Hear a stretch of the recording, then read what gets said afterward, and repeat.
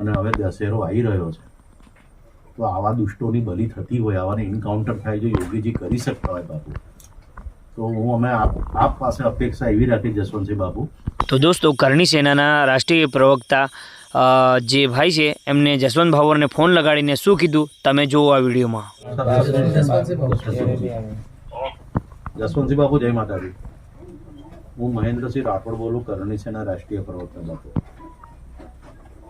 પીડિતા પેલા દીકરીના ત્યાં ગાવ્યો છું પરિવાર પાસે, અને અમારી બાપુ આપસી પાસે અપેક્ષા એટલી છે કે આવા નરાધમોનું એન્કાઉન્ટર થાય. કારણ કે ભલે ફાસ્ટ ટ્રેકમાં ચલાવીએ 2-4 મહિને, પણ આવા દિવસે દિવસે જે કેસ વધતા જાય છે અને એનું સ્ટેટમેન્ટ ને એને કોઈ અફસોસ જેવું લાગતું નથી. અને હવે દશેરો આવી રહ્યો છે, તો આવા દુષ્ટોની બલી થતી હોય, આવાને એન્કાઉન્ટર થાય, જો યોગીજી કરી શકતા હોય બાપુ, તો હું અમે આપ પાસે અપેક્ષા એવી રાખી જસવંતસિંહ બાપુ કે આવાને એન્કાઉન્ટરથી અહીંથી તો શરૂઆત કરો, એન્કાઉન્ટર કરાવો એને, એટલે એક સંદેશો જાય. આવા જેટલા બી જે કૃત્ય કરતા હોય એને એન્કાઉન્ટર કરીશું ને તો એક માહોલ થશે. કારણ કે આ લોકો જેલમાં જઈને આપણા જ રોટલા ખાવાના જ બાપુ. તો અમારી આ માંગણી લાગણી અમે અમારા વડીલ તરીકે આપને જ કહીએ.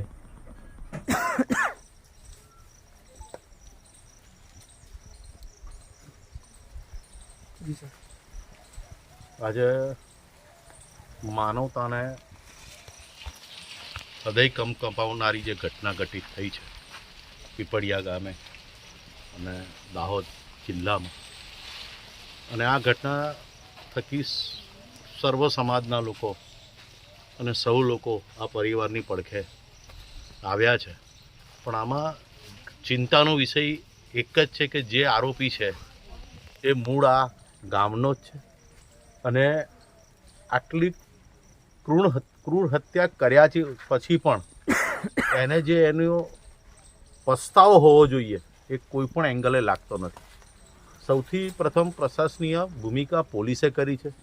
પોલીસે પોતાની ઈમાનદારીથી ફરજ અદા કરી છે, પણ પોલીસ એ બંધારણીય લોકશાહીના કાયદાના સંવિધાન પ્રમાણે ચાલે છે.